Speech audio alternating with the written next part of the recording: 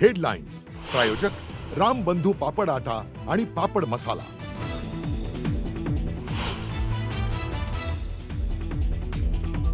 Black box सहजपणे नष्ट होऊ शकत नाही.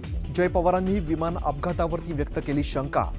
VSR कंपनीवरती बंदी घालण्याची जय पवारांची मागणी.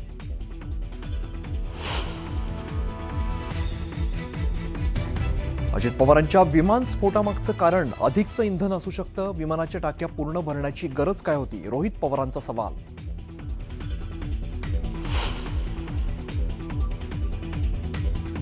विलिनीकरणानंतर अमोल कोल्हे राष्ट्रवादीचे प्रदेशाध्यक्ष झाले असते, अजितदादांचीच इच्छा होती. रोहित पवारांचा मोठा दावा. तर विलिनीकरणाबाबत जयंत पाटलांच्या घरी 13 बैठका झाल्याची माहिती.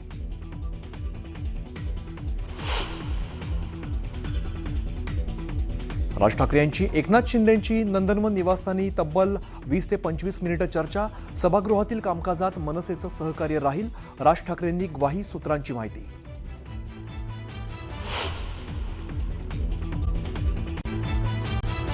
नरहरी झिरवळांच्या कार्यालयातील लाच प्रकरणाचं स्टिंग ऑपरेशन समोर. 50,000ची लाच मागताना कर्मचारी कॅमेऱ्यात कैद. तक्रारदारानं केलेलं स्टिंग ऑपरेशन न्यूज 18 मराठीच्या हाती.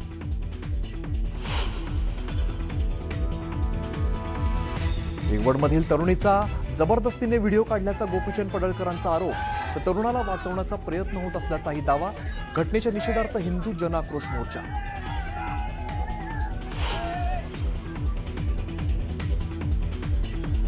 भिवंडी महापालिका सत्ता स्थापनेत मोठा ट्विस्ट. एकनाथ शिंदेंच्या नंदनवनवरती राजकीय नेत्यांच्या गाठीभेटी.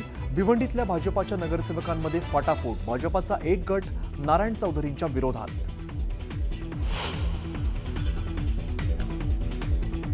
आणि राज्यसभेसाठी शरद पवारांच्या राष्ट्रवादी काँग्रेसला काँग्रेस समर्थन देण्याची शक्यता. विधान परिषदेतील एका जागेवर काँग्रेस दावा करणार असल्याची चर्चा.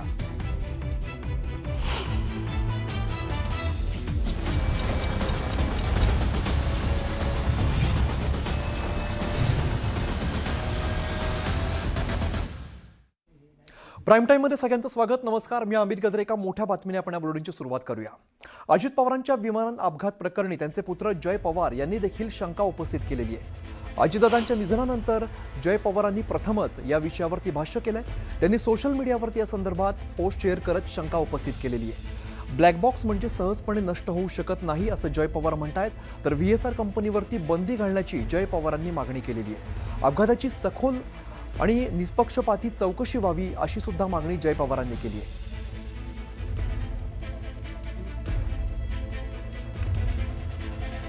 दरम्यान या संदर्भामध्ये जय पवारांनी नेमकी काय पोस्ट केली आपण एकदा बघूया.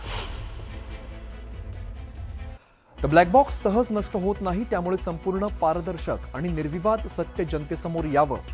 महाराष्ट्रातील जनतेला या दुर्दैवी घटनेचं खरं कारण समजण्याचा पूर्ण अधिकार आहे. तसंच VSRला तात्काळ उड्डाणं चालवण्यास बंदी घालून विमानांच्या देखभालीतील संभाव्य गंभीर त्रुटींवरती सखोल आणि निष्पक्ष चौकशी व्हावी अशा पद्धतीची पोस्ट त्यांनी सोशल मीडियावरती केली आहे.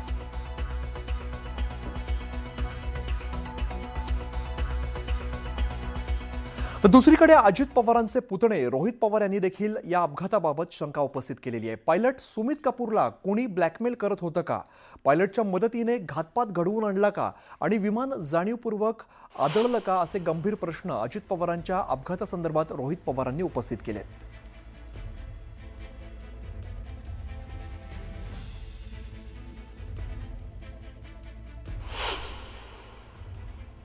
म्हणजे ॲल्युमिनियम बॉडी, विमानाची जी बॉडी आहे ती 650 डिग्री सेल्सिअसला ती वितळून जाते. हे तुम्ही सगळ्यांनी तिथं नोट केलं पाहिजे. त्याच्यानंतर टायटॅनियम, स्टेनलेस स्टील याचे हे बनलेलं असतं. हा बाहेरचा भाग आहे, हा टायटॅनियम आहे. हा किती डिग्रीला मेल्ट होतो? 1670 डिग्रीला मेल्ट होतो. त्यानंतर हे थर्मल इन्सुलेशन आहे.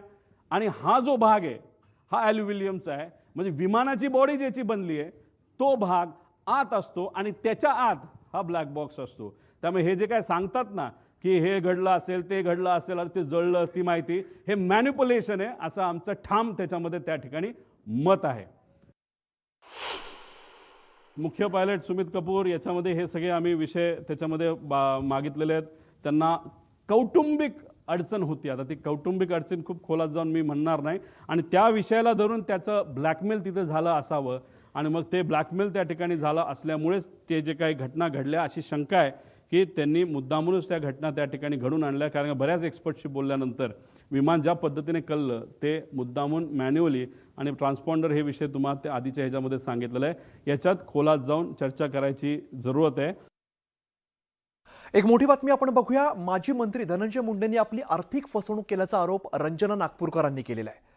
त्या नागपूरच्या राहणाऱ्या आहेत आणि याच मानसिक तणावातून आपल्या पतीचा मृत्यू झाल्याचा आरोप देखील त्यांनी केलेला आहे. रंजना नागपूरकर यांनी काल मनोज जरांगे पाटलांची भेट घेतली.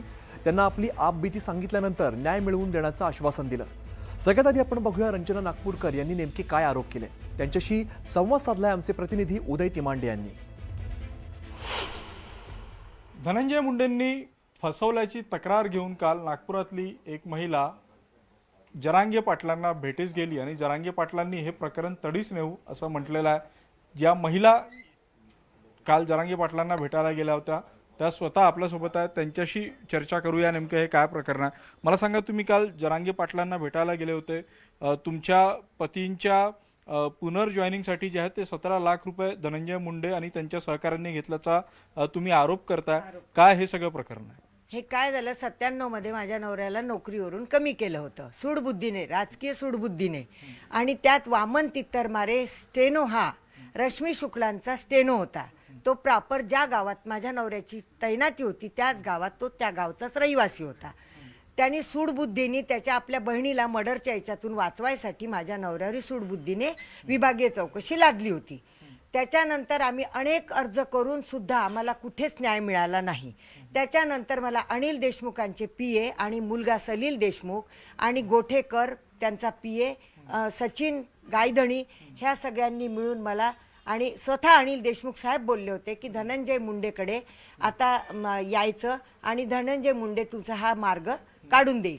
मग धनंजय मुंडेकडे मला पाठवलं. मग त्यांनी स्पष्टपणे ओबेरॉय हॉटेल मुंबई तिथे बाहेर असं लांब उभं केलं. त्यावेळेला धनंजय मुंडे साहेब गाडीमधून उतरले आणि धनंजय मुंडेंनी सांगितलं की हे पिता आहे कैलासराव फड आहेत, हा त्यांचा मुलगा आहे आणि सगळा व्यवहार यांच्याशी करायचा. मी म्हटलं सर माझ्याकडे एवढं नाही आहे, तुम्ही नातेवाईक सगळे व्यवस्थित आहा म्हणे, तुम्ही जमवू शकता. जर तुम्हाला नोकरी पाहिजे असेल नवऱ्याची तर जर नवऱ्याचा 97 पासूनचा पगार आणि पेन्शन जर पाहिजे असेल भरपूर तुमचं फॅमिली पेन्शन तर तुम्हाला हे करावंच लागेल.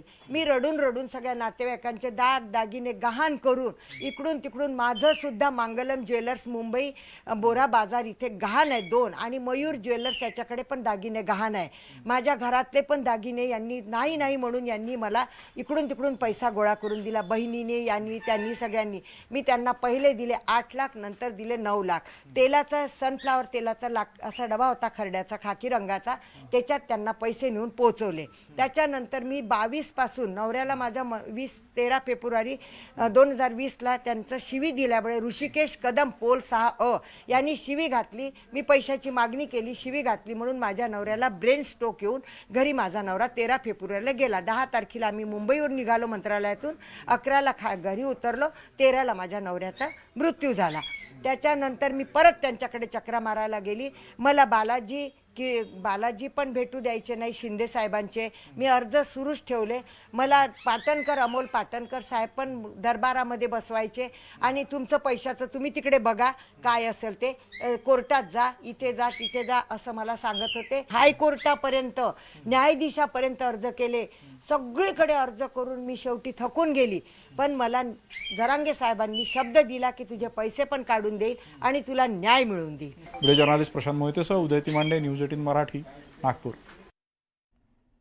दरम्यान या संदर्भामध्ये मनोज जरांगेंनी केलेल्या आरोपांना मुंडे समर्थकांकडून जोरदार पलटवार करण्यात आला आहे. रंजना प्रदीपराव नागपूरकर ही बिचारी महिला ब्राह्मणांची आज सकाळी माझ्या घरी येऊन इतकी रडत होती. तिचा नवरा सुद्धा मेलाय या टेन्शन पाहिजे याच्याचा हे देवेंद्र फडणवीस साहेबाला माहित नसन तुमच्या पाहुण्याचं तुमच्या घरातलं नातं. आता हे शोभाताई फडणवीस मला नाही माहित कोणी, बहुतेक त्यांची आई आहेत का, आईच असतील वाटतं ना फडणवीस साहेबांच्या, किंवा नात्यातला कोणी असतील माहित नाही समजा. पण हे त्यांच्या घरातले नातेवाईक. मी जर तो असे मॅटर घ्यायला लागलो ना तो लय हालू दे.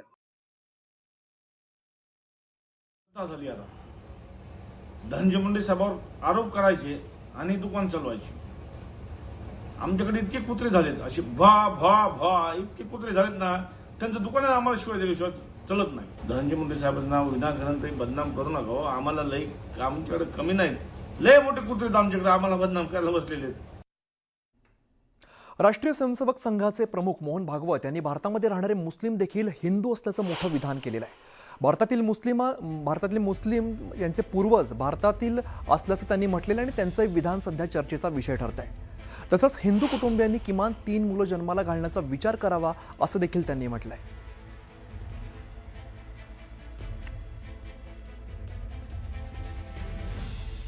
भारतात राहणारे मुस्लिम हे हिंदूच असल्याचं विधान त्यांनी केलेलं आहे. राष्ट्रीय स्वयंसेवक संघाचे प्रमुख मोहन भागवत यांनी भारतात राहणारे मुस्लिम हे देखील हिंदू असल्याचं मोठं विधान केलंय. भारतातील मुस्लिमांचे पूर्वज हे भारतीय असल्याचं त्यांनी म्हटलेलं आहे. त्यांचे विधान चर्चेचा विषय ठरतंय आणि तसंच हिंदू कुटुंबांनी किमान 3 मुलं जन्माला घालण्याचा विचार करावा असं देखील त्यांनी म्हटलंय. आरएसएस जैसी संगठन का एक बड़ा नेता अगर इस तरह की अगर बात करता है तो मैं ऐसे नेताओं की तुलना जो है वो अजमल कसाब जैसे लोगों से करता हूँ. अजमल कसाब क्यों आया था पाकिस्तान से? इस देश को तोड़ने के लिए आया था, इस देश को कमजोर करने के लिए आया था.